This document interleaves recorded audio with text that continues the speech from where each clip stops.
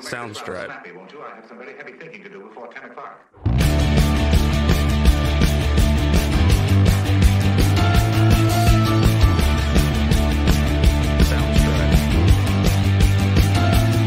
And we're rolling. I'm here today with Kyle Mack and Paul Stapfer once again. These guys are writers. These guys are writers, both Calgarians. Yep. Born and raised, actually, guys? Or? Born and raised. Sick. Third generation. Fuck yeah. I'm born and raised too. Second generation, I suppose. I'm first. First? Okay, sweet. They're writers. They're local authors. If you followed the last podcast episode that I did with Paul over there, we talked about the Shadows of the Aeons, the epic science fiction fantasy book, which basically tells the story of Hercules essentially hitting a lull in his life, maybe call it a midlife crisis, but I wouldn't call it that with him because he's existed forever. But in the overall, it would be mid-eternity crisis. Yeah, exactly. And then basically the bad guys he had to fight was Hitler and Al Capone, and they basically get into. You have to read it. I'm halfway through it. They won't let me know how it ends because. Well, I do want to finish reading, and I will. Right now I'm just strapped for time, but I will find time because I'm entertained thoroughly by it. Great work, gentlemen, this so is good. far. Thank you. I like that. I like that too. Yeah. Actually, just take the floor, guys. I guess I'll start with what's your inspiration for this? Like, how did this story even start to come about? Like, you know what I mean? Because it's pretty much like a wild Rick and Morty episode in many ways. Long before Rick and Morty even came out. Rick and Morty, for sure. Yeah. This was back in like 2010, I think. So that's hard to believe. Actually, it was my recollection of how things went was we went and saw Star Trek. Which one? The remake. Oh yeah. The J.J. Abrams one. First one, second one. First. Okay. And great movie, by the way. It was Spock. Because we had been doing kind of on our breaks having smokes and riffing and whatever, telling just making ourselves laugh with what you saw in South Park last night or Family Guy or whatever, and kind of coming up with these sketches. When you say breaks, do you mean did you guys have the same job and you guys? Yes. Oh, we're at this point. Where were you guys working? We had a job. We both were English teachers at a school called Equilibrium, which is on 14th Street, kind of in Hillhurst, West Hillhurst. Yep. So we'd been working there a while because I think I started working there in 2008, and I think you came right after. I came in 2009 after I came back from my adventures. Yeah. Okay, so you got back from Korea, Paul. I know that, and then and then Kyle was already teaching there. Did you guys know each other before or no? No. Well, I knew your sister. Yes, funny story. My sister actually worked there, and then she took a job in Switzerland, doing kind of a similar sort of thing, teaching English, and I was coming back from Asia and Vancouver, and I was looking for a job coming back into Calgary, and she said, I know this place, and you can work there and interview these people, blah, blah, blah. And I got the job there, and that's where I met Kyle. Mm-hmm. And back then, I smoked, and we'd have smoke breaks and just hanging out and chilling and making, teachers having smoke breaks, eh? Yeah, Did the students this was the olden days. This was back in the early 2000s. Actually, when you mentioned that, I remember my junior high teacher too. Yeah, he was smoking, and I just remember when we were all shocked. I remember it in high school.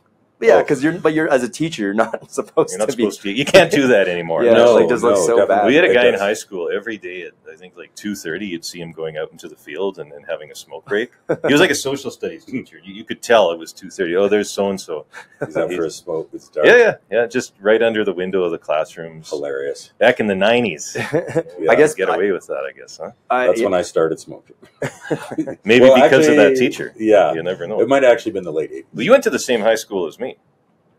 Right? You went to Wisewood. Yes, we did. Yes. But years or before. I'm much older than you, yes. Much older, yeah. Much older. All right. Okay. So, progressing along, because it almost seems like you guys have this Matt Damon, Ben Affleck dynamic, but before they wrote Good Will Hunting, Well, we are pretty awesome. There you go. Okay. Well, yeah. So we went and saw Star Trek, and both of us being, fans and whatever, and we're like, okay, we'll check out this, and saw it, and then it was the whole introduction of Spock, like original Leonard Nimoy Spock, before the man died. Yeah. And he did this atrocity, say, oh, well, it's your universe, or no, he was in the other one too. He wasn't in the other one talking about Khan. Benedict Cumberbatch Khan. Yeah, that was a weird I never even stupid. saw that one. Oh, stupid. You didn't see that one? Ridiculous. Oh, and the man. third one was even worse. But in the first one, Spock, like, oh, this is your universe. You can do whatever you want. We had our universe. Whatever. It doesn't matter. To me, it was Star Trek. And that was, Kyle's a pretty stoic guy. Yeah. I've never seen the guy so mad. Like, we got out of there, and he's just, like, fuming. Like, what the fuck is this? Really? I didn't like that movie. No, he did not. Wow. And it was just, a lot of people say, wow, fair enough. Yeah. I know. But well, no, it wasn't because the movie was bad. Like, it wasn't a terrible movie. Uh-huh. But it wasn't a Star Trek movie. See, I was a guy who Star Trek was a big part of. I'm a Trekkie, by the way. That's cool. Yeah. That's good, actually. Yeah. I was into Star Trek most of my childhood, junior high, high school. Like TNG and the original. And the original, Deep okay. Space Nine when it came out and stuff like that. yeah, So the original was on reruns all the time. it was always on when I was a kid, too. Yeah. So it had a certain special place in my heart, right? Right. So when this new movie came out, I remember thinking this is either going to be really good or it's going to be really bad. Okay. Right? Because they hadn't made a Star Trek movie for a while. What was the last one? Nemesis? Or Insurrection. Sorry, Insurrection. Yes. No, Nemesis was the last. Was Nemesis the last? The Yeah, next yeah. generation. because that's where Data died, right? So, Yeah. Anyway, it's either going to be really good or really bad. But Mhm. what worried me was they're rebooting it. Yeah. They're saying we're going to reboot the franchise. And I'm Yeah. thinking, like, why? Mhm. Why? Does it need to be rebooted? And they said, well, it needs to get its cool factor back. It's got to be fresh. But let me tell you something. When I was a 16-year-old Star Trek fan with my Spock T-shirt, Yeah. I was not cool. There was nothing cool about it. And that was the cool thing, right? So when we saw this movie, I remember thinking, if they can take Star Trek and just butcher the shit out of it, turn it into basically just another lots of explosion product science fiction movie. It was A Michael Bay movie, basically. Yeah, There you go, it was right? a Star Wars movie. Like it was all action. The acting was good. Which is fine, but it was The all. effects were good, but- everything was good, but it's just like this is not a Star Trek movie, and I get that. Boys, And- I really. but what he I was said is mad like, about oh, if this. he could do that, well, then Al Capone could fight the Kraken. How come Well, Hercules can't save the world? Yeah, How come Hitler versus Hitler, Okay, like Hercules versus Hitler. So this This is how we literally- started talking about like just making up these dumb stories Yeah. on breaks. It's Man. like, hey, imagine if Hercules came down and got into a fist fight with Hitler during World War II, and then these guys came and someone from the future. We can do whatever we want. Lord Nelson comes in, like just everybody. So, but after a while of doing that, it's hard to believe this was like more than 10 years ago. But it was long. we started thinking like if we actually took some of this stuff and put it like as an actual story, like organized it, we might actually have an interesting story to tell. Mhm. And then we started writing that, and that took us multiple years to write. I mean, Write, edit. So it started off as a mockery to Star Trek, the original. that's kind of the way. kind of mocking the messing with like a good, like a masterpiece. Prior. Reboots are terrible. Let's be honest. So we basically kind of thought, why can't we reboot World War II? Why don't we reboot the Greek pantheon? You know, like if they can reboot Star Trek, which didn't need to be rebooted, we can do lots of things with history. And we did. Also, intellectual property, like the their open domain. yeah. Nobody's got a copyright on Hercules. He's way too popular. Yeah. There you go. All right. Okay. So start off in a weird way as well, whatever. Like you're taking a piss out of life, basically, saying, yeah, why can't we do this? And then developing it as like sketches, really. Like I remember, I can't remember who or what came first, but definitely like paper started like, oh, I just wrote this. I remember he wrote a big speech by Lord Nelson. When they were like Lord Nelson's in the book too. Lord Nelson is I need a refresher. Who actually is Lord Nelson in history? Just give me a quick refresher. And probably don't not- judge me that I probably considered not a great guy. It depends who you ask. I mean, Depends who you he ask. was kind of like the greatest British naval hero ever. Okay, so he's a naval commander. Okay. Big naval What era? commander. What era was Lord Nelson? Victoria. So like in 1800s then? before the Victorian era. Was it I before think he would have Victoria? been 1700s. like the late 17s, early 18s. Okay. I don't know if he was around when Victoria was around. He might have lasted till the early Victorian age. I forget. Was he Napoleon era? Post? Yes. Oh, okay, so during that era, Napoleon would have heard of Lord Nelson. Yeah, well, Lord Nelson died at Waterloo. Oh. Right. I'm pretty sure. But that's dear Google. We're gonna have to ask Google that one. Yeah. I might be totally wrong about it. Anyway, he in Trafalgar Square in London. There's a statue of Lord Nelson. Yeah. He was the vice admiral of the White, the epitome of the British, naval Didn't he die officer. Trafalgar? Sorry, Trafalgar. No. What?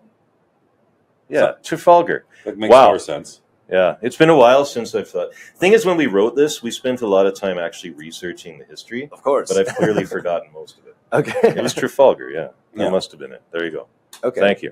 So so this book basically it has a almost I almost want to say like when what's that show called World in the World is Carmen Sandiego, and the kids actually like as they progress through that storyline they're always learning about history or whatever. Like this book almost has a bit of a touch of that because it touches on all these historical people that your Gen Z kids not going to know. Just like I barely can recall who Lord Nelson was, and then it kind of takes you on this journey. And indirectly, it's like a history book in a way, It is a history book. In let's a go way with it that. is. I like Yeah. that. But I wanted it. We both wanted it to be. If you're going to use historical people and take creative license with them, at least get some of it correct. You know what I mean? Sure. Because some of what we know important. is correct anyway. Because like right. And that's at the end of and the day, that how is- much do we know of history is actually as correct as that? Because the victors write history, the right? victors write history? Like for all that we know, is- Lord Nelson might not be as handsome as he portrayed himself, right? I mean, there was no computers back then, right, or whatever it is, like. his portraits were probably, some wheels were greased to make those portraits look probably. as good as they were. I think back then though, To make them look as good as they were in those. But back then they make the bulge smaller. There's more prestige back then if the bulge was smaller, I think, right? Hence the Greek statues with the tiny bulges. Interesting. Yeah. I don't know. Bad joke on my part. It still worked. We infuse dick jokes into many of these podcasts just randomly. Don't they all? Yeah. Okay. So, back on track. Even though I'm the one who took us off track. Okay. So you guys were basically having smoke breaks, kind of like joking around, like the way it would be out of like a Clerks, like out of the movie Clerks or something like that. Yeah. And then eventually you're like, hey, we're going for this. We're going to write this into didn't Paul, you say originally you just want to go straight for a comic book, right? Well, originally it was a movie script. We thought let's make a script for a movie. Right? Yeah. And we started doing that. We actually we started writing it as a script for just being familiar with that format and just kind of how the pacing. It was going to be very dialogue heavy in action, so it just kind of gelled. Mm. But then by the time we had so much material, we were somewhere in the conversation, it just came up that we should do it as a book because it's at least we thought of a graphic novel. a graphic novel. That'd be awesome. So we started getting some illustrations from a pair of local artists who did a great job. And So take me through the process. Is it kind of you guys just get together, you're having beers at someone's house, and then you guys are just typing away and smoking and thinking, and then like drawing, getting these people to draw on the side. Like I just find that part always super fun. I mean, not that I've ever done that, but it's just I just remember when me and my partners were brainstorming for this project. Like that's those late nights, some of the fond memories, right? Just sitting around a dinner table, thinking how we're going to do this. Table, just like writing it together. There were several sessions like that, which were very fun. Just making it up as we were going. Yeah. Sort of just, I'd write a bit, he'd edit it, or vice versa, or just kind of just flowing with it, and then once he got to those, or there would be times where we didn't individually go. I'll work on it. We'll be back next week. Yeah. Whatever. I'll work on this bit. Whatever. Mm-hmm. So there was. It was a super 50-50 breakup. Like in terms of the writing, like because he'd come back with stuff, or you know what I mean, and it would be this big scene. Yeah, like he'd have a big speech of like before a major invasion or whatever, and it was huge. But I kind of broke it up with like beats and action. Did you guys disagree at any points throughout like writing the book? I don't think we had not really. No, it's kind of like, hey man, that would work. Sort of dispute about how the story should go. We knew what the story was at this point. Like we knew what we wanted to say, and it was just the hard part about this type of process is where you have two people writing together and not always together. So the book has to sound like one person wrote it. Yeah. So it can't be my style in chapter 2 and then his style in chapter 3. So you have to come together and make it sound. Even though the characters might sound different, right? Like there is a definite like vernacular between certain characters where some, you know, are much more hoity-toity or more gimmicky and cartoony, or like just plain stupid or whatever. Which happens, and you know. Yeah. So you know, we tried to. Each were definitely very much individual as well as sort of collective voices. So it was like writing it was some damn good fun. I gotta say, it was really fun to write it. Yeah. And but then once we got to like stories, like okay, we got our beginning, middle, and end. Then it was just a matter of refining. Keep talking, gentlemen. I'm going to put a close-up of the books and the cameras. Oh, cheers. Perfect. Yeah, it was just all refining and proofing. Like proofing. Yeah, we were always proofing it. You have to go back and look at continuity too, right? So if you're talking about something happening at this particular time, point in time, you have to make sure that matches what you said before. Yeah. If someone... because there's was a lot carrying a certain item, and then 2 pages later, it's kind of like they don't have it anymore. You have to make left hand, right hand, or like a lot of that. Like that just got to like finite details once we were. But yeah, it was that. I remember the longer process. We read that story. I don't even barely remember it because I think it just like blanked it out. It was like, that bad? No. Traumatized. It was just that we read it 1,000 times, right? The harder part was like writing the story was easy. It's going back and making it like editing, fine-tuning it. We had a professional editor go through it for all sorts of things. Which there was enough. And there were, But not story-wise, really. There was a couple of little comments about stuff, dates, because there is time jumping. Mm-hmm. Kind of like world, you know, globe trotting and time jumping. Yeah, okay, so I'm not through the middle part, and I don't want to give spoilers, right? Which I can't. I don't know how it ends, but basically, I guess what I'm asking right now is this because this is you guys' first book, right? So normally, say you were sitting in a room with like George R.R. Martin or whoever else is a super established writer, right? It's like, I guess what I'm trying to ask is, your process, was it actually somewhat accurate to the way the pros do it, and you guys kind of found your way? Or in the end, you guys were like, I don't even know how we actually kind of made this, like, you know, kind of... I don't know how the pros do it. Do you know, there's a book, Jack Kerouac.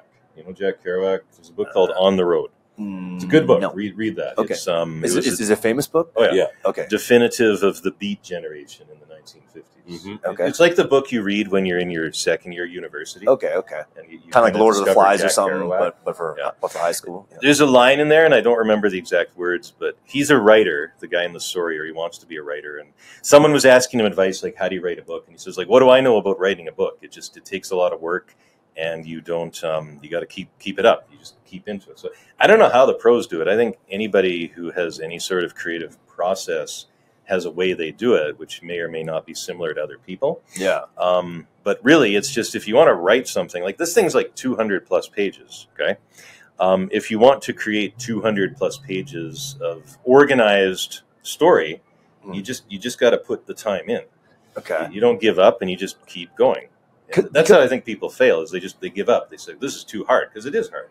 It was. We put a lot of hours into it. We had full-time jobs. We had full-time jobs, and many man hours went into it. And it wasn't like, and I mean, I remember seeing a documentary about George R.R. Martin. Yeah. And that guy, if there was any accuracy to it, from my memory, he wrote that whole thing, not on a computer, like it wasn't connected to any internet or anything. It was on, I can't remember I can't recall the name of the device. Typewriter? No, it wasn't. It was like one of those first electric type, like the. Oh, I think I know what you're talking about. Teledex or whatever it was called. It had like the little strip that have. Yeah, I think I know what you're talking about. So you could kind of edit it in, but it was like just a strip with like a very primitive form of text message setup. Basically, yeah. But we on use that like in grade a typewriter 6, style thing. That's what he writes on with 2 fucking fingers. Huh? Because he can't type. Apparently, so he's tick tick tick tick. Like tick, his fingers tick were these too. books. That's too why fat. it's taken forever. That's why it takes forever for this guy to write. And he's also like 98 years old or something. Yeah, and he's tick tick tick tick tick tick tick tick. But that's just the thing is, that's what it took to do Daenerys. Like 10 seconds to write that name. Go with what works for you. Yeah. If that works for him, it clearly does. Then, but you also see like he's got binders that have like it's handwritten. Yeah. You know what I mean? And it's like tagged with, colored tags that are, like red is Daenerys, this is whoever, this is this family, and just like binders of 4-inch binders just stacked with. They did not take the time to do that kind of organization with the last season of Game of Thrones. I'll tell you that much. That thing made no sense. Yeah, you're not wrong. Yeah, and they thought they churned that. Go unnoticed. They churned that out. Yeah, I still liked it, but I mean, I just had to remind myself. I'm like, yeah, this isn't really him writing it anymore. Season 6, they peaked. Was that? Yeah. What was 7? That was still like super beyond. good. They go to the frickin' ice. Yeah. Like, the whole team cruise up to the ice, battle the bastards. Oh, amazing! All that good stuff. They're flying away on. Daenerys saves them. It's all gold. Yeah, it's all gold. Mm-hmm. And then 7 had a couple good moments which don't come to mind at all. And it's like I kind of remember everything in the last season, but each like this bad guy dies, then this bad guy dies. The other episode, another bad guy dies, and then they all fight. Something like that. I can't. It was so bad, but it was like bad guy dies, bad guy dies, bad guy dies. Yeah, the lady in red turned out to be like a super old lady. Yeah, that was a. Oh, that was early on. That was a bit of a. But it was great. That was a bit of a shock. Okay, progressing through this. So after you guys wrote this, you guys wrote a second book. I didn't know you guys had a second book. Like, which one's that one here? Like, so this one's called Glorious Atrocities and Barbaric Nobles. Okay, and it's a Christmas book, actually. It's a compilation of short stories set around Christmas. Well, hang on. So they're connected, right? So in the Shadows of the Aeons, the narrator, who tells this whole story of everything that happened, is a being called the Recorder of Time. So he's kind of like he's a being from another universe. His job is to record history. Isn't that like the Watcher from similar Marvel? I'm not saying you guys copied, but like it's like never seen it. But the Watcher, from What If series. No, never seen it. He's a Marvel character. Okay, maybe he's similar, but every mythology has had the seer of time. It's right? like that, yeah. He's like Chinese people have that too, right? Like there's because like the story is always told from some entity that's not participating, right? Yeah. So this is a guy. He's the Recorder of Time, and he lives in a universe. Like this all takes place in a multiverse, right? Yeah. And his universe kind of sucks. Like he doesn't like it. It's kind of boring. He's really arrogant. He thinks he should be doing something better. So he somehow, in the first book, somebody shows up called the Traveler and gives him this story. So he takes it, and basically it's like my job to disseminate it to the masses. Okay. In the second book, he realizes that the Earth, where the first book took place, is kind of interesting. His universe sucks. He's bored. So he decides he's going to take a sabbatical, and he gets permission to do this from his superiors in the Recorders of Time universe. And he goes to Earth around Christmas time in the year 2022, and he encounters... it's a modern time book. It's modern, okay. yeah. It's more contemporary. And he basically observes 4 different situations happening during the Christmas season. So the first one's in Nebraska. There's one in London. There's one that takes place in Rome. This is all during There's COVID. a third one. He goes on a little side trek and follows a guy in the northernmost north, very close to the North Pole. Hint, hint. And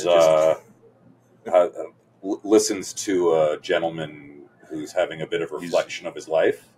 Yeah. And then it ends in Rome, which is almost the beginning and the end. Yeah. So is COVID going on during this book? you know what? This was before. It was. Right? It was. It was. It was right before. It was right in. It was actually Trump era. Is Okay. when it came out. Okay. The beginning of Trump. But the The beginning of storyline Trump. in it takes place in 2022. Yeah, the idea is he comes back to the Earth. It's 2022. It's Christmas time. He doesn't know what Christmas is, so he just kind of bases all his assumptions on Christmas and stuff by watching Earthlings do what he views to be normal Earthling stuff. Mm-hmm. It is very vulgar, violent. Yeah, it's Christmas time. Right? It's Christmas time, so What do you the got? idea of where he has no concept of it, but sees only the sort of the effigy of it. Uh-huh. You know what I mean, and all the window dressing. Yeah. So he doesn't quite grab, like, that's what he feels like, that this is what they're, This must be this is it. the celebration, is for this old fat white man with a beard. Yeah. And it's all a praise to him. Mm-hmm.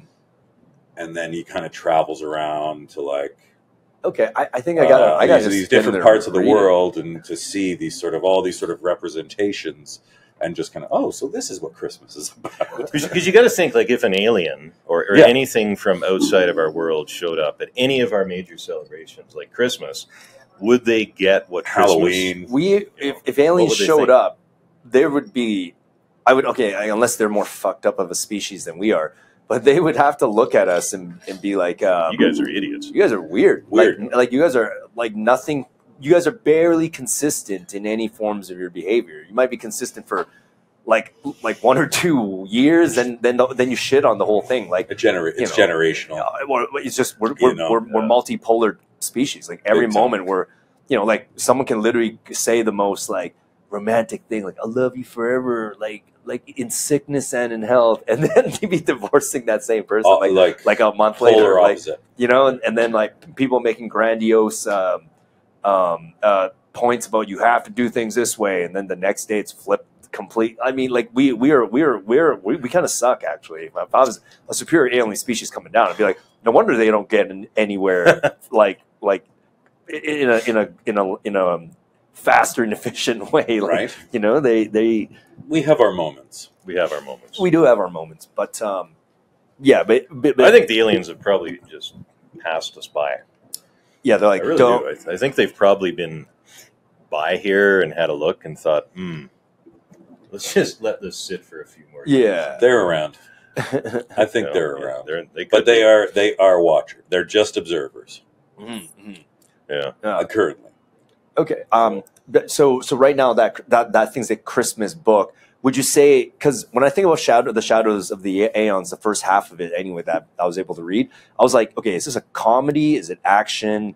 Is it drama? And then I was thinking about it. I'm like, it actually is a bit of all of that, but I can't quite put my finger on unless I saw a visual. Say you guys animated like Rick and Morty, then I would in my brain be like, okay, it's a comedy. But it was definitely going for the comedic vibe. Yeah, I liked. But it wasn't also Rick and Morty. But when I comedy, also saw it for the first time, and I loved it, I was just like, damn it. But there are very few comedies that can hold their weight just by being funny. Yeah. Right? Like, there's got to be something. There's a few classics, right? Like Happy Gilmore or something, right? Come on. Feeling that made it. Yeah. The whole thing's funny. There's just nothing serious. Everything was just just a shtick, like a set, right. like a comedy set. But very few things can pull that off. So the idea of these is, it is kind of a comedy. I mean, it's not supposed to be taken too seriously, but at the same time, there has to be an element of actual story there. Yeah.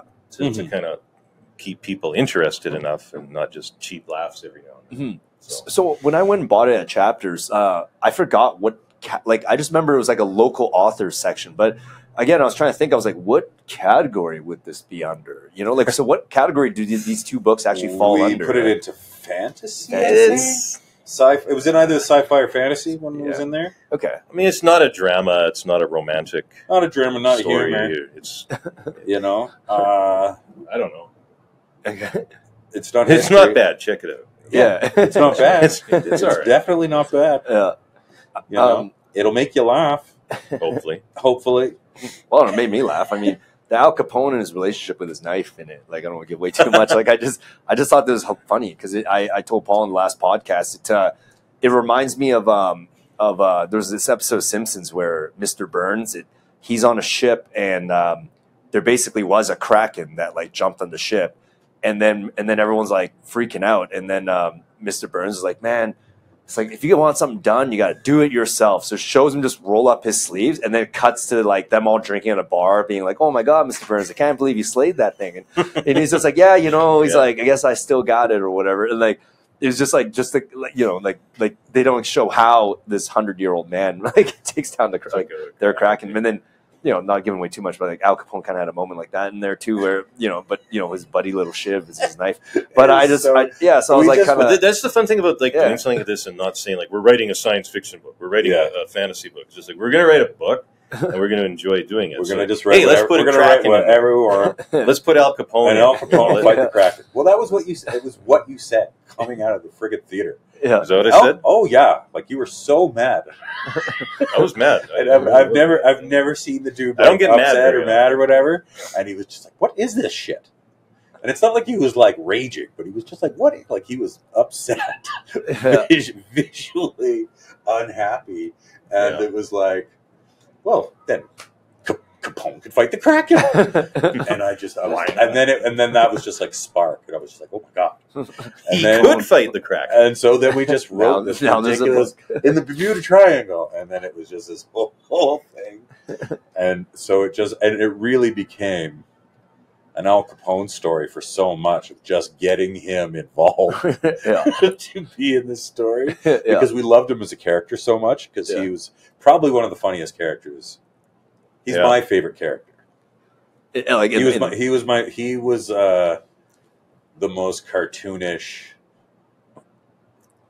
And that's kind of what we wanted. Dustfear is a little bit cartoony. They should all be cartoonish. Yeah, they were all cartoon. It was a graphic novel. And we thought it could make it like, you know, just a ridiculous sort of Samurai Jacky sort of. But even Hercules, kind of thing. Even Hercules in the book, he's basically like a frat boy. You know what I mean? Like he's just like he used to be. He's that guy who used to be in the gym like 7 days a week, like on top of things. Now he's just like buff. You know, like just getting gooned, like hanging out with his partner, who's like no one has any more ambition, and you know, like that's another fun thing about doing this is you can think to yourself like, who is Hercules, right? How do you want him to be? Yeah, he's kind of a burnt out layabout. I always pictured him sort of like as Clint Eastwood in Unforgiven, where he's just sort of like done it all. Yeah, you know what I mean? And now it's just like regressed, and I want to. Like I've given up. Yeah, I'm done, but I'm going to live forever, kind of thing. So he's just cantankerous from a life of slaying. Yeah, like and just being awesome, and he's just done with it.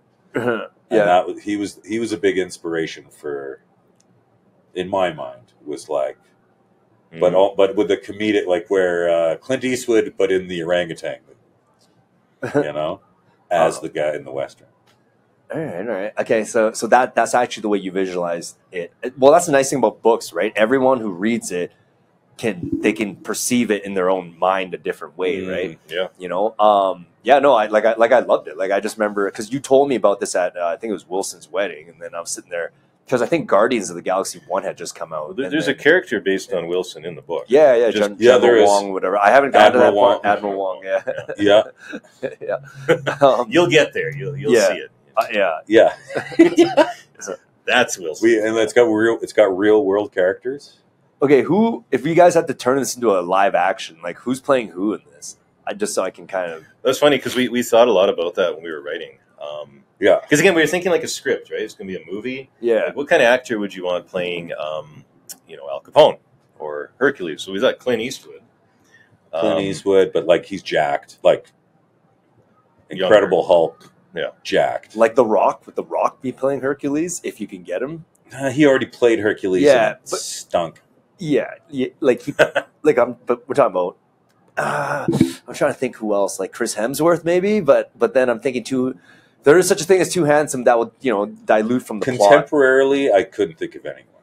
Okay. But I mean, we anyone, wrote all this as like, also, it's sort of like, there was, there's a lot of like, it was very 70s inspired with that sort of the grindhouse sort of scene, right? Where it was just like,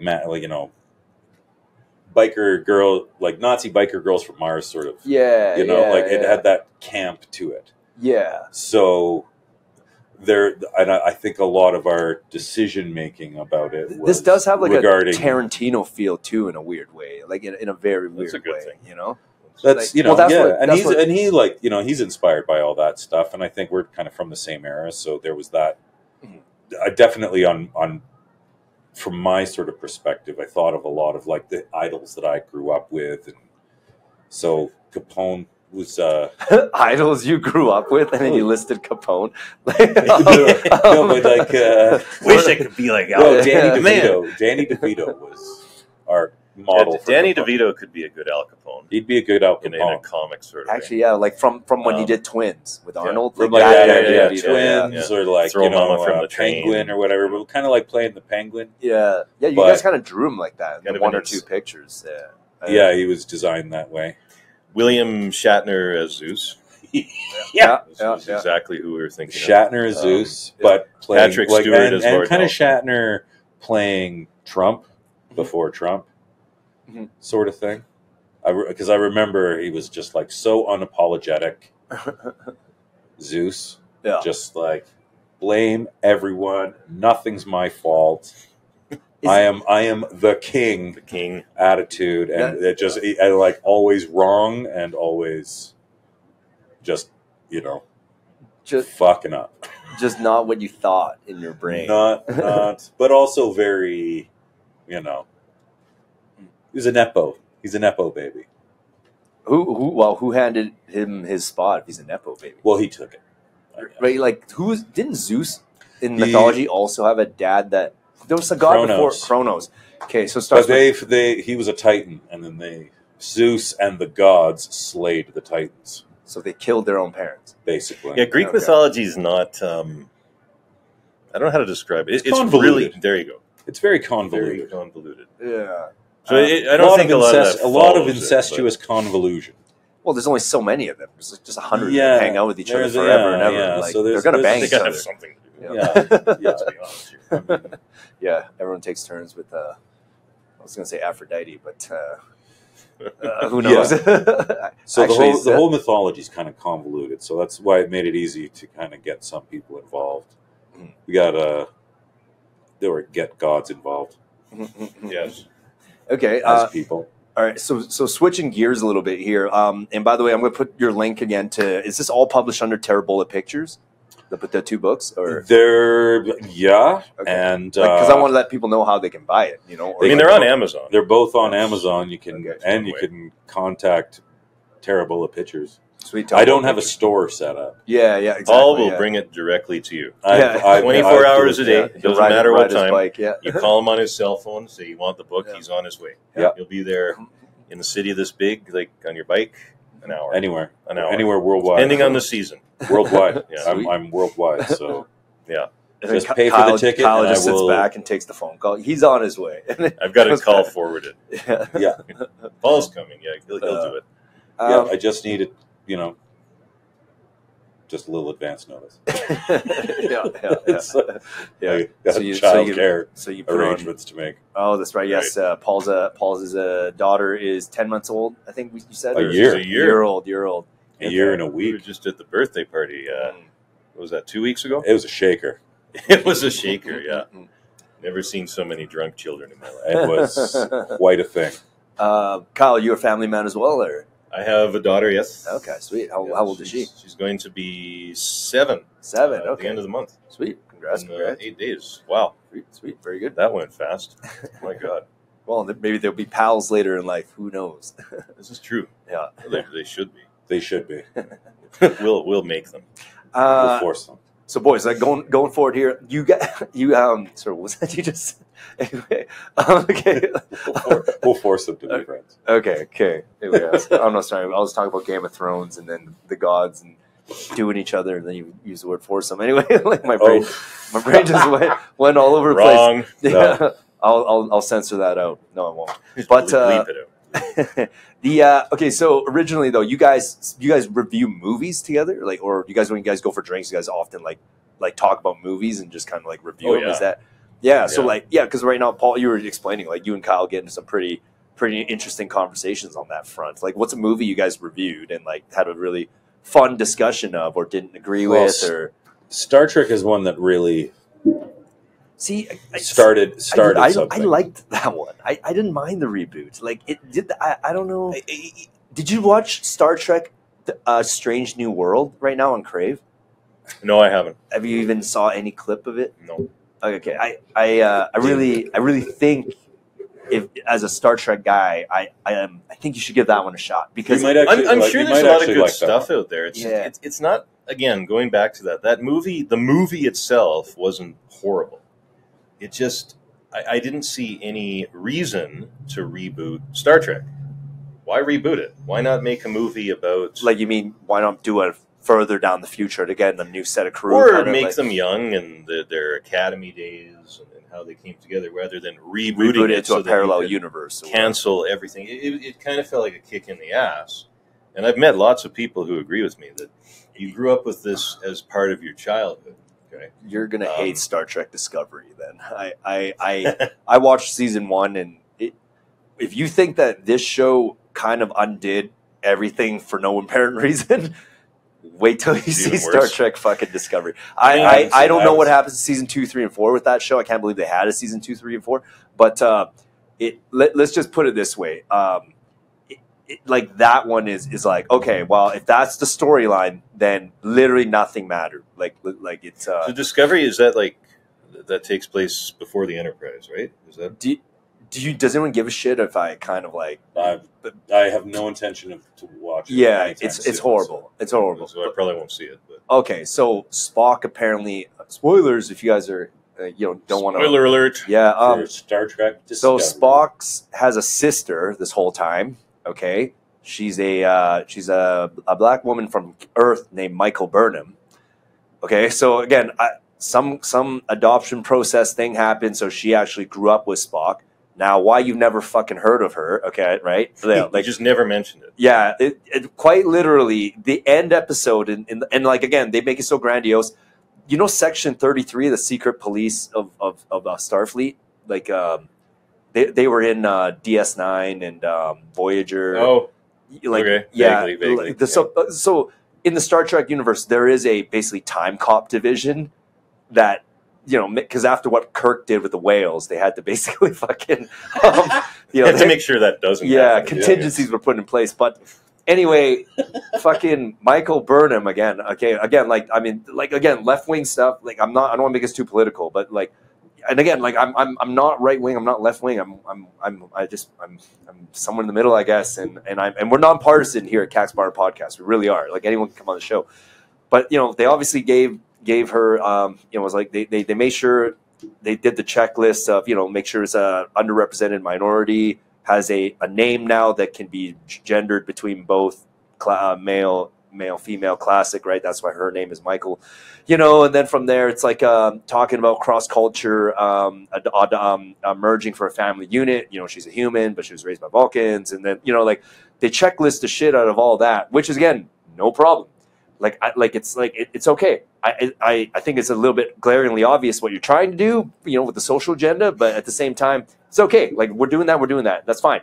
But the plot, dude, at the very end, basically Michael Burnham gets tied up into some time traveling like multiverse storyline where it is up to her and her alone to basically go back in time to essentially make sure all of time going forward even happens. Yeah. So if she didn't do what she did, there'd be no Star Trek at all. So basically, when Kirk and everyone saved the universe from the fucking Borg, that was pretty epic. The DS9 Battle of the Dominion, that was pretty fucking epic. Like all of that pales in comparison to this person basically time traveling to make sure, like she basically created the Big Bang, and then in the end, and then the end, Starfleet.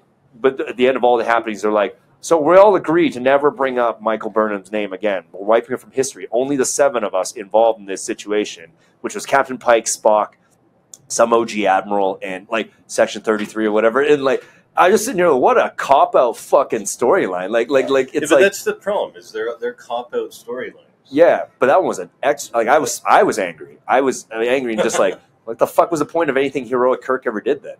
If like it all gets, it doesn't matter as long as she did this part. This is the problem. This is why I didn't like the reboot. Yeah. Because why do you have to take stuff that was created in the 60s and decide that instead of building upon that, I'm just going to scrap it and change it all again, but use all the characters for my own benefit?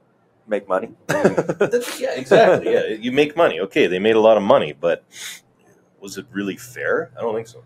Okay. You know what is something good that like I would review with you? Story of Ricky.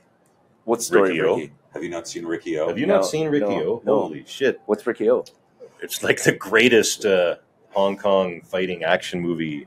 I love Ever. Hong Kong action movies. I have to check out Ricky O. Is it a classic? Is it like a late Classic to me, that's for sure. When was it made? I think in the early 80s. Early 90s. Is it 90s? Early 90s? Oh, yeah, Early no, it must be 90s. early 90s. Maybe I've seen it. I just probably only know it from the Chinese name or version. Well, Like, what was the plot again? So there's a guy named Ricky who is wrongfully convicted of killing his girlfriend, and he goes to jail, which is just a house of horrors. It's run by several gangs that are all kind of affiliated and connected, who is basically like bossed by... Who's the actor? Who played Ricky? Oh, I couldn't tell you. There, But was it Jackie Chan? No. Is it, I don't think it was anybody. Is it No, it Andy wasn't Lau? any Is No, it it Stephen wasn't Chow? anyone Like Stephen Chow's from Kung Fu Hustle. Like no, not him. sorry, I I just rattled off like 90s A-list there. It was, he by was no not. means A-list, and Okay. I'm very familiar with all. The reason Ricky like, O's who would have awesome. been, like, it wasn't Tony Leung or anyone. Yeah, like, yeah. it No, wasn't no. Chow Yun Fat. It wasn't Yeah, anyone yeah, like you would actually probably. The recognize. movie's great because it is so bad. Okay, Yeah. It's awesome. Like, is it as awesome. bad as like The Room? Did you guys ever see that movie? Sure, yeah, I didn't no, it's see not that that bad, but it's like Is it like Roadhouse bad? But good. It's a prison movie with he punches horror. a hole through a guy's stomach at one point. He knocks blood a guy's jaw geysers right. out. He like Okay. punches right through a guy's jaw. Half his face. Like is, there- is there's it like bad- there's is it like bad, Quentin Tarantino style? Like, but Quentin makes it over the top, but still cool. Like He makes it look a bit realistic. There's nothing realistic about the action in Ricky O, except that it's very so awesome. so. Ricky Yeah. O is just like a high end fucking martial artist at the same time. Well, A reluctant martial artist. reluctant martial artist. He doesn't want anything to He's do the with peaceful. this. He's the peaceful warrior, Okay, right? Whoever the actor is, he's legit jacked. Like he's super jacked. Yeah. It's not like his martial arts is like fantastic by any standard of like Jackie Chan, Jet Li, any of that. But when he kind of takes on the guys. warden at the end of the movie, Yeah. But it's not, he's more wait a punchy minute. and a little kicky. But isn't this the storyline to that Van Damme movie In Hell? Yeah, because he ends up in prison too, and he has to fight his way through and like make friends, and he ends up becoming like respected in there while his wife's trying to get him out of prison because he was framed. that sounds like Lockup with Sylvester Stallone. Oh my God. It's a prison movie. So you know, In like, Hell, all these Lockup, jail they're movies all- have kind of the same. It's not quite Shawshank Redemption, but it's It has a happy ending, though. it has a in the happy end, ending. You know, Ricky O. But yeah, great no, movie. if you haven't seen it, it's called Ricky O or the Story of Ricky. It's on YouTube. It Okay. started The as whole a. thing is on YouTube. It was a comic book first, right?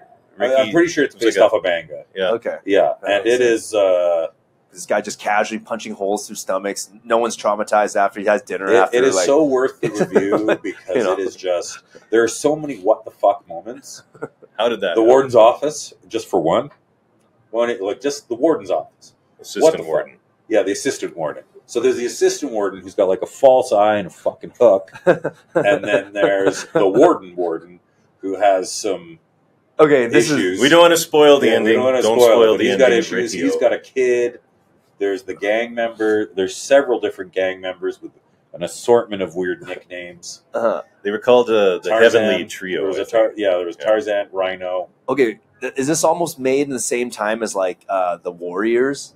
You know what I mean? Like so it's like an over the top. It was in the 90s, Okay. but it's like low budget B movie. I think it's a Japanese, Chinese. It was Hong Kong. It's like a Hong Kong. Almost 99% because sure. It's based off a Japanese manga, I believe. Okay.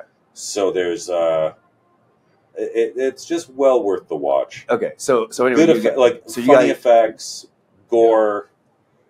So you guys like review Ricky O sometimes, like in your. Well, we'd watch it. We've seen it multiple times. Just because of its sheer entertainment. Yeah. Okay. What was that other one that we watched in that the Christmas one? Sort of similar to Glorious Atrocity. Christmas Horror Story. Christmas Horror Story with William Shatner. That's a really good one. So Christmas Horror Story. It was a Canadian independent, right? Yeah. They pretty much spent their entire budget on having, I think, William Shatner in the movie for a couple minutes. And he kind of narrates it. But it's similar to this, actually. It's similar to Glorious Atrocities. Where's the DJ? It's a series of stories that all kind of come together in the end. Yeah, William Shatner's DJ Dangerous Dan, and he's working the Christmas Eve shift and getting drunker and drunker as he does it. DJ Dangerous Dan. DJ Dangerous Dan. And while that's happening, a bunch of stuff is going down. Like around the town that he's. But you got to see it. It's a great Christmas horror movies. That's an underrated genre, eh? For sure. I mean, like Silent Night, Deadly Night. Yeah, but they're all like Krampus was a good one.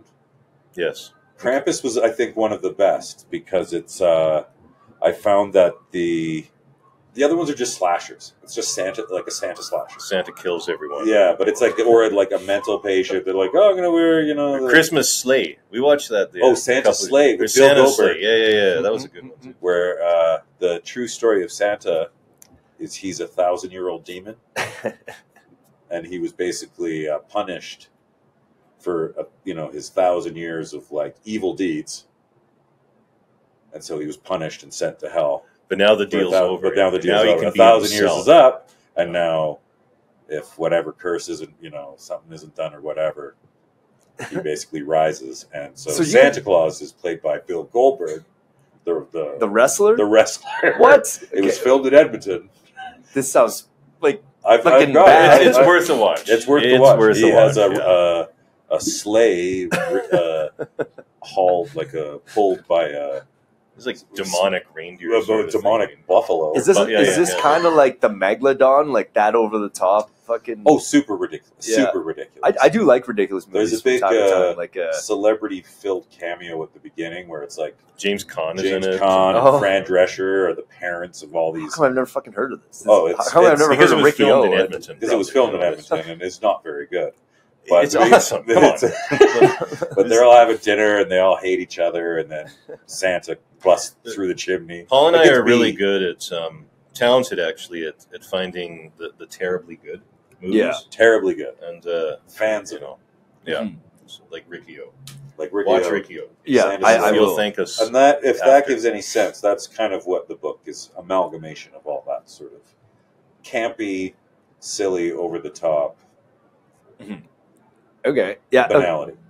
Okay. So I kind of like understand now more or less your guys' brain. so your work. I'm glad someone does. Well, we find that stuff's the gruesome and the grotesque and just the over the top it's just dang funny. So those were big inspirations for a lot of the stuff that we kind of incorporated into our writing. Out for Justice, great movie.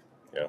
Mm-hmm. Yeah, I mean, like at the end of the day, it sounds a lot like any certain Stallone movies, Jean-Claude Van Damme movies, like they're just ridiculous after a point, right? Yeah, I can't get the enough One of Man it, Army sort of, Mm-hmm.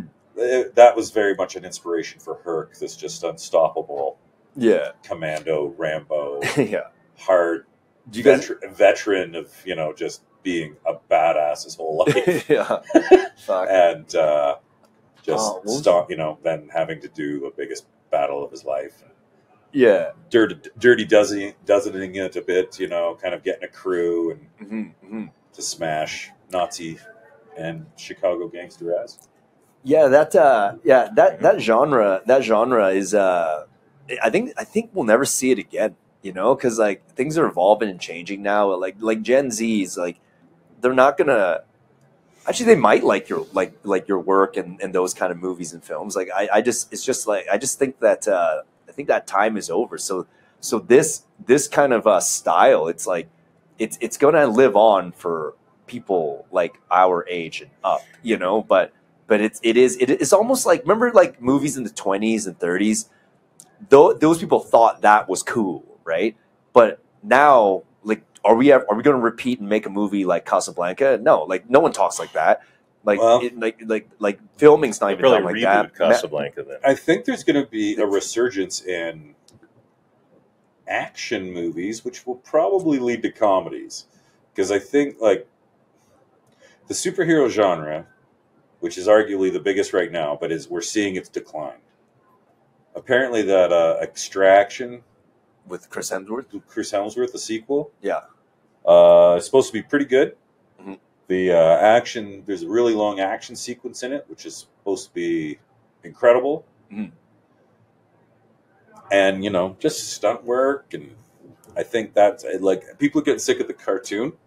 Uh-huh.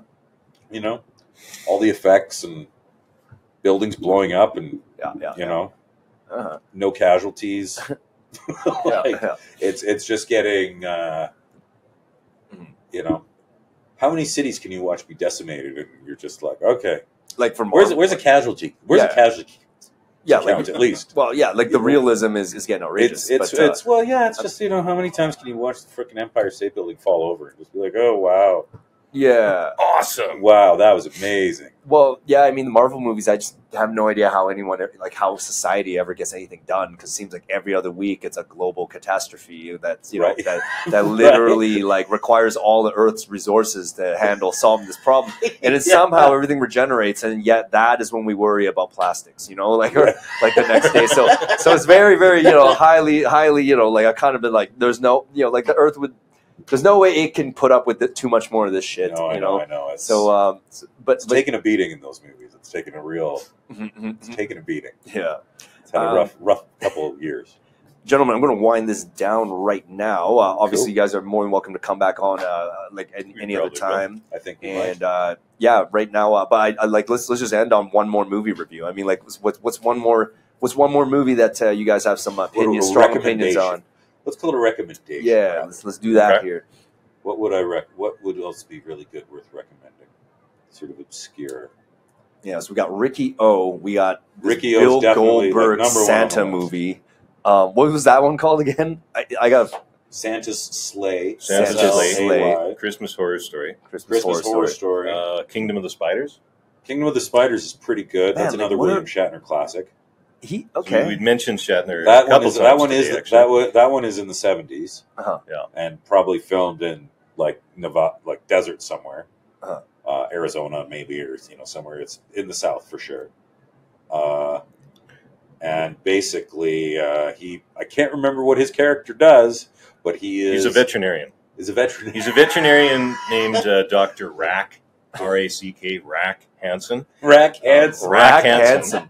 And he finds himself in a situation where his town is being overrun by spiders. Yeah, like tarantulas, and there's tarantulas everywhere. It's just out of control. It's kind of it's definitely like a poor man's 1970s arachnophobia.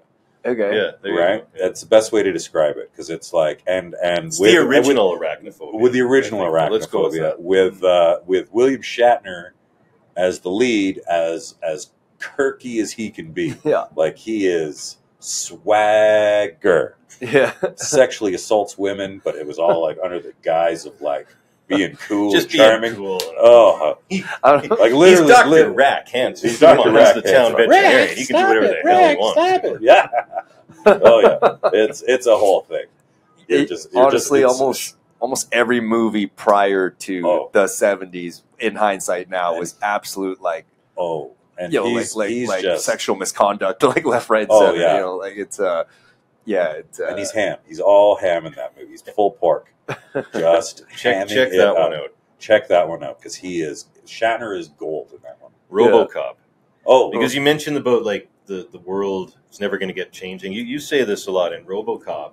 it's like 1980 whatever's idea of how the future would be. Yeah. Right? Sort of like Back to the Future, but in RoboCop, it's just like The 80s were the best ever. it's never going to get much better than this. There'll be some more technology, but Like we're good. the attitude, the style, the cars. Yeah. That's the most 80s thing about that is not only like just the sort of aesthetic of it all, but it's the grenade. It's the digital grenade with a old pin that bad guy uses to blow up whatever, the RoboCop creator.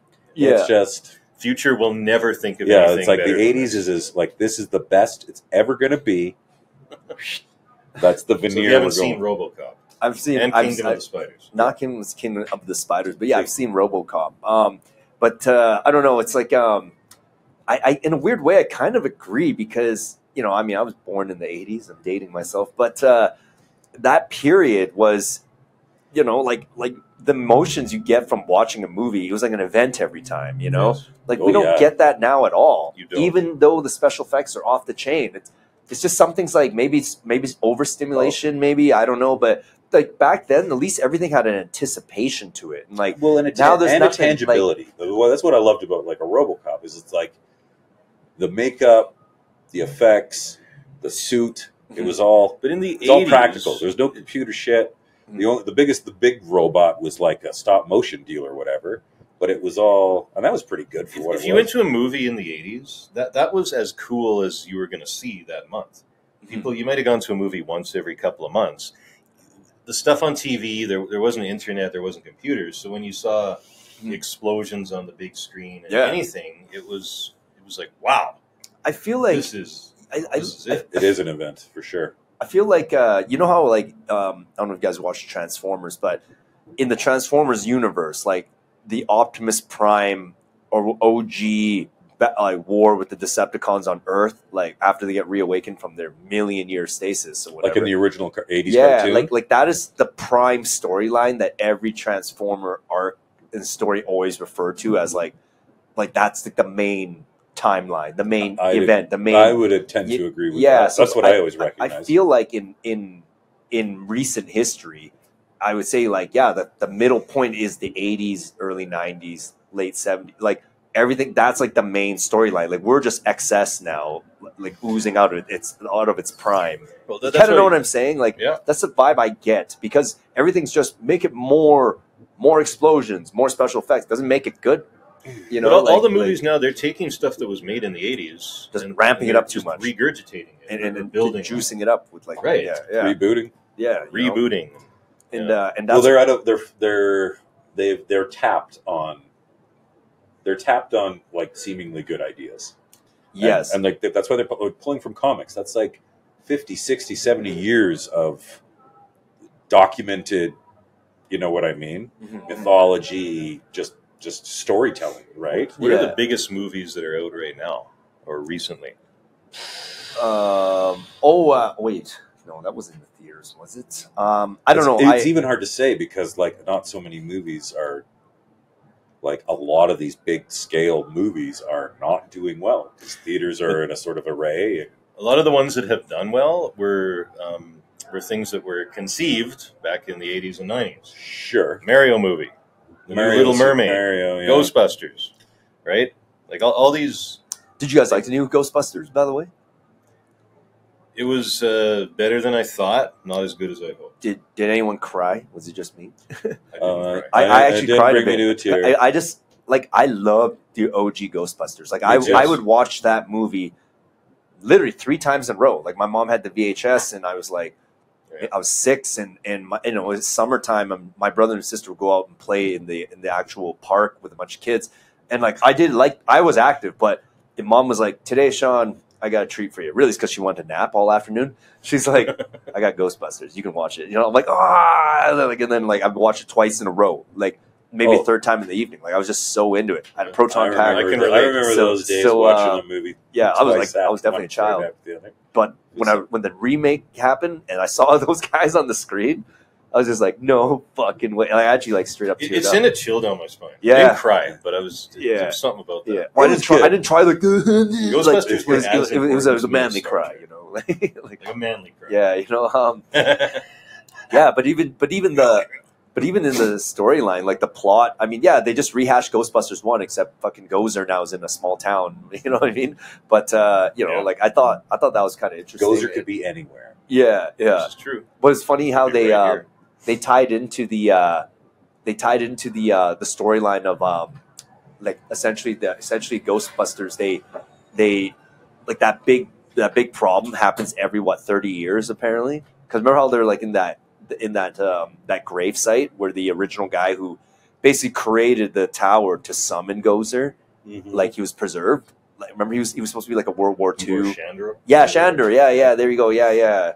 And then it's when they showed that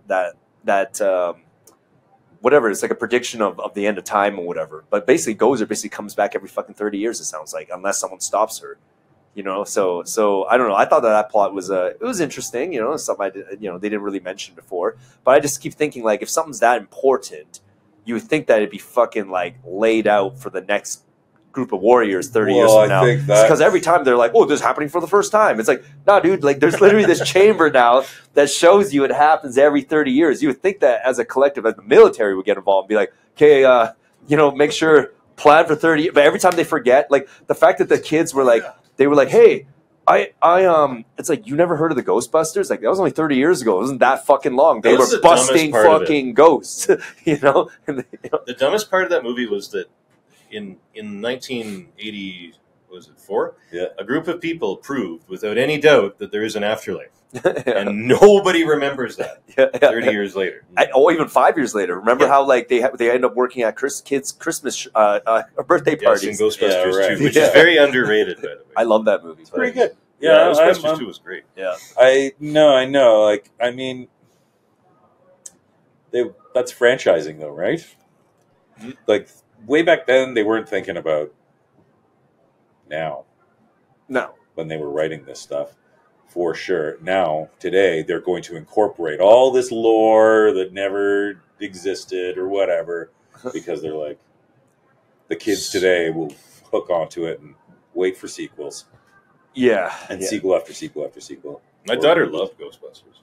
Yeah. Like the new one, right? Oh, the new one. She's seen the other ones too, but she liked the newest one the best. No, there's kids in it. Well, the original one was there was definitely a hint of it made just for adults, you know, like basically like Vakeman, essentially his only motivation to bust ghosts is to get laid. Like it basically gets revealed. Like he doesn't actually give a shit about the science. And like Egon's literally showing you how to use a proton pack to capture spiritual essence and contain it. And he couldn't care less. And he couldn't care less. All he was just because of Dana Barrett that he's like, that was his only motivation. I'll do it because I got a shot with her. That's it. And I always thought that was fucking hilarious because there's some truth to that. Oh yeah, that's why that movie was awesome, because you had 4 guys who were not at all like heroes. No, kind of. They were like in their 40s. And, they were just schlubs, university guys. And, but isn't that the truth to real life too? Because it's like, like. I'm not gonna lie.